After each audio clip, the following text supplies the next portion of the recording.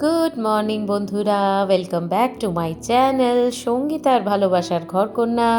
তো কেমন আছো তোমরা সবাই? আশা করছি সবাই ভালো আছো, সুস্থ আছো। আমরাও ভালোই আছি। আজকে সানডে।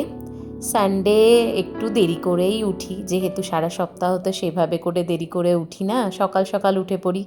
তো আজকে উঠে একটু পরে দেখো ব্যালকনিতে চলে এসেছি। উফ, আকাশের অবস্থা দেখো, আজ প্রচণ্ড মেঘ করে বৃষ্টি হচ্ছে।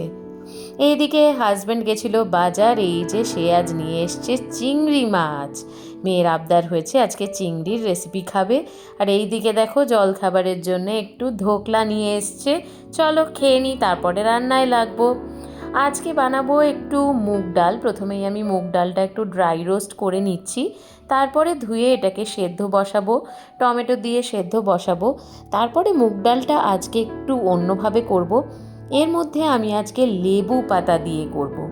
তো মুগ ডালটা সেদ্ধ বসিয়ে এদিকে আজকে আমি আলু, বেগুন আর অল্প একটু বড়ি দিয়ে পালং শাকের ঘন্ট করব। বেশ কয়েকদিন ধরেই পালং শাক ভাজা খাচ্ছি। আসলে আমার মেয়ে পালং শাক খেতে খুব ভালোবাসে, তো ভাজাই বেশিরভাগ হয়, কিন্তু আজকে মনে হলো একটু ঘন্ট করি। আর জানো তো, যে ডালটার কথা বলছিলাম, লেবু পাতা দিয়ে ডাল, ছোটোবেলাটা যেহেতু আমার বিহারে কেটেছে, তো বাবার তো সরকারি চাকরি ছিল, আমরা সরকারি কোয়ার্টারেই থাকতাম। তো ওখানে আমাদের প্রচুর গাছপালা ছিল। আমার বাবার গার্ডেনিংয়ের ভীষণ শখ ছিল। বাবা নিজে হাতে কত যে গাছ লাগিয়েছে, মানে আমাদের তো অর্ধেক সময় সবজি কিনে খেতে হতো না। তো সেখানে লেবু গাছও ছিল। প্রায় দেখতাম মাকে, যে মা চট করে গিয়ে লেবু গাছ থেকে লেবু পাতা তুলে এনে মুগ ডালে ফেলে দিচ্ছে। তখন তো ছোট ছিলাম, শুধু স্বাদটুকুই বুঝতাম। এখনও সেই স্বাদ যেন জিভে লেগেই আছে। তো মায়ের সেই লেবু পাতা দিয়ে ডালটা আমার এখনও মনে আছে বলে মাঝে মধ্যে নিজেও ট্রাই করি। কিন্তু কি হয় বলো তো, এখন তো আর সেইভাবে ধরো একেবারে গাছ থেকে তুলে এনে লেবু পাতা ওইভাবে পাওয়া যায় না। মাঝে মাঝে দেখি গন্ধরাজ লেবু কিনে আনলে তার সঙ্গে দু একটা পাতা একটু থাকে। তো সেরকমই আজকে হাজব্যান্ড একটা বিরাট সাইজের লেবু এনেছিল। সেটা দেখেই মনে হলো যে আজকে লেবু পাতা দিয়ে ডাল করা যাক। পাতা কম ছিল বলে লেবুর সামনে পোর্শনটা একটুখানি কেটে আমি এই ডালটার মধ্যে দিয়ে দিয়েছি। আর আজকে বানাবো এদিকে দেখো ওল চিংড়ি। বেশ কয়েকদিন ধরেই ওল চিংড়ি খেতে ইচ্ছে করছে। তো এখানে আমি চিংড়ি মাছটা বেছে ধুয়ে নুন হলুদ মাখিয়ে রেখেছি, এখানে সবজিগুলোও কেটে রেখেছি। এবার একটু পেঁয়াজটা কেটে নিচ্ছি।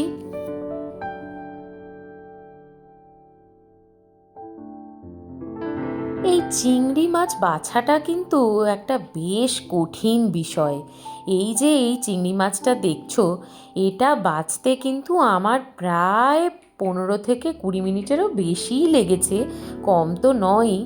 তবে ছোটোবেলায় মাকে দেখতাম যে মা কিন্তু চিংড়ি মাছের এই খোসা বা এরকম মাথা কিছুই ছাড়াতো না। আর সেই চিংড়ি মাছের যেন এক অসাধারণ স্বাদ। মাঝে মধ্যে মা বাজার করে নিয়ে এসে শুধু অল্প চিংড়ি নিয়ে দেখেছি শুধু পাতেই ভেজে দিত মা তেল দিয়ে নুন হলুদ দিয়ে। মানে সেটাই শুকনো ভাতে খেতে মনে হতো যেন অমৃত। কিন্তু সত্যি কথা বলতে আস্তে আস্তে সবই তো পাল্টে যাচ্ছে চারপাশে। সেই স্বাদ, গন্ধ, সেই মায়ের হাতের রান্না কোনোটাই তো এখন আর নেই। তো দেখো আমি এদিকে ওল চিংড়িটা বসিয়ে দিয়েছি আর এদিকে একটা মশলা রেডি করছি। আমি দেখেছি আমার শাশুড়ি মাকে, আমার শাশুড়ি মা সব রান্নায় উনি গুলে মশলা দিতেন, মানে সমস্ত মশলাগুলোকে নিয়ে অল্প জল দিয়ে গুলে তারপরে কিন্তু সেই মশলাটা যে কোনো রান্নাতেই দিতেন। আর সেই স্বাদ হতো কিন্তু সত্যিই অসাধারণ। সেই চেষ্টাটা আমি আজও করি। তবে আমার এখনও মনে হয় আমার মা, শাশুড়ি মা বা আমার ঠাকুমা কারুর হাতের সেই রান্নার স্বাদ কিন্তু কোনোভাবেই আনতে পারি না। তো দেখো এদিকে আমার অনেকটাই হয়ে গেছে ভাজা, এবার আমি মশলাটা দিয়ে আরও কিছুক্ষণ কষিয়ে নেব। আর আজকে যেটা করব সেটা হচ্ছে, ওদিকে তো ডাল হয়ে গেছে, পালং শাকের ঘন্ট হয়ে গেছে, এদিকে ওল চিংড়িটা করে আমি অল্প একটু ধনেপাতার বড়া করব।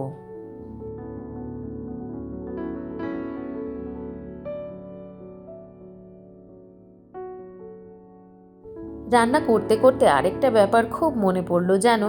ছোটবেলায় যখন কিছু খেতে চাইতাম, মাকে আবদার করতাম, আর সেটা তো মুখের সামনে হাজির হয়ে যেত।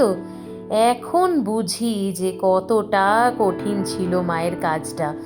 বাছা, ধোয়া, কাটা, বাটা, রান্না করা এ কিন্তু মুখের কথা নয়, সেটা কিন্তু এখন বেশ বুঝতে পারি।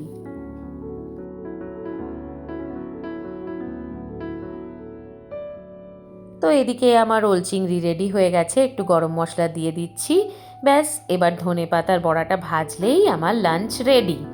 তো এদিকে দেখো দুপুরবেলা হয়ে গেছে, সবার স্নান সারা হয়ে গেছে, আমি লাঞ্চ দিয়ে দিয়েছি। ভাত, ওপরে লেবু, এখানে রয়েছে শসা, এখানে পালং শাকের ঘন্ট বড়ি দিয়ে, আলু দিয়ে আর বেগুন দিয়ে, এখানে ধনেপাতার বড়া, ওল চিংড়ি, আর সেই স্পেশাল লেবু পাতা দিয়ে ডাল। তো আজকে তো ফ্রেন্ডশিপ ডে, সকল বন্ধুকে জানাই, আমার তো তোমরা সবাই বন্ধু এখন, তো সকল বন্ধুকে জানাই বন্ধুত্ব দিবসের অনেক অনেক শুভকামনা। সবাই ভালো থেকো। এদিকে দেখো আমার মেয়ের বন্ধু চলে এসছে সামনে, তো তারা একে অপরকে ফ্রেন্ডশিপ ব্যান্ড পড়াচ্ছে। এই যে এবার ওরা একটু বেরোবে এদিক ওদিক, আর তারপরে আমাকেও একটু বেরোতে হবে।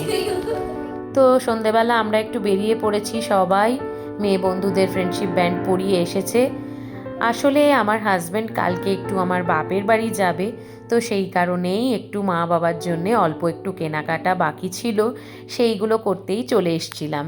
তারপর দেখো এই দোকানটাতে এসেছি, অল্প একটু খাবার নিয়ে যাব, গিয়ে খাওয়া দাওয়া সারবো, তারপরে তোমাদেরকে দেখাচ্ছি যে কি কেনাকাটা করেছি। তো এই দেখো বাড়ি চলে এসেছি, এই যে মায়ের জন্য একটা হালকা শাড়ি কিনেছি, আগেও সব কেনাকাটা রয়েছে, সেগুলোর আর ক্লিপ আমার নেওয়া হয়নি। এটা একটা শাড়ি, বাবার জন্য একটা হালকা গেঞ্জি কিনেছি, আর টুকটাক কিছু স্ন্যাক্স কিনেছি। বাকিগুলো সব প্যাকিং করা হয়ে গেছে, তাই আর দেখাতে পারলাম না। আর রাত্রের খাবারের জন্য একটু চিলি চিকেন আর চাউমিন নিয়ে এসেছি। তো চলো বন্ধুরা, আমি আজকের ভিডিওটা এখানেই শেষ করছি। তোমাদের ভিডিওটা কেমন লাগলো আমাকে কিন্তু অবশ্যই জানিও, ভালো লাগলে একটা লাইক করো। আবারও তোমাদের সঙ্গে দেখা হবে নেক্সট ব্লগে, আর প্লিজ আমার চ্যানেলটা একটু সাবস্ক্রাইব করে দিও। আমি তোমাদের জন্য আবারও নতুন নতুন সুন্দর সুন্দর ভিডিও নিয়ে হাজির হয়ে যাব। সকলে ভালো থেকো, সুস্থ থেকো, আর happy friendship day to all. চলো, গুড নাইট।